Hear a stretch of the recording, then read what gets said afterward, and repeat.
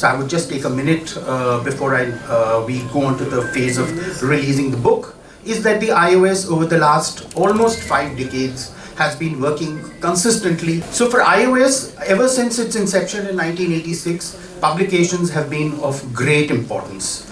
Those publications have been independent researchers, they have been publications that have grown out of conferences and seminars, and today there would be at least 500 publications to the credit of iOS, ranging, of course, the thrust has been on the social sciences, law, Islam, and history. But yes, over the years there have been a gradual shift to looking into diplomacy and foreign affairs of various kinds.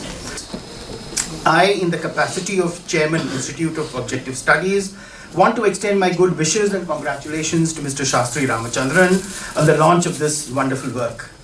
The book is a compilation of articles which are being published at national and international platforms so far.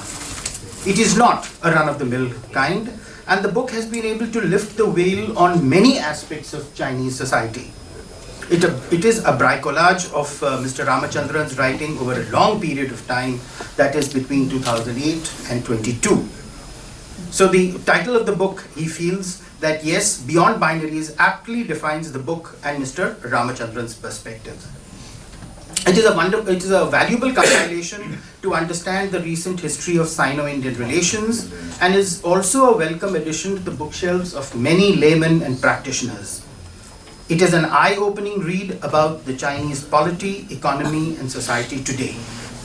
We feel proud to have been part of Mr. Ramachandran's accomplishment in publishing this book from the Institute of Objective Studies, New Delhi. I once again congratulate Mr. Ramachandran for this wonderful achievement. May God bless him. Thank you.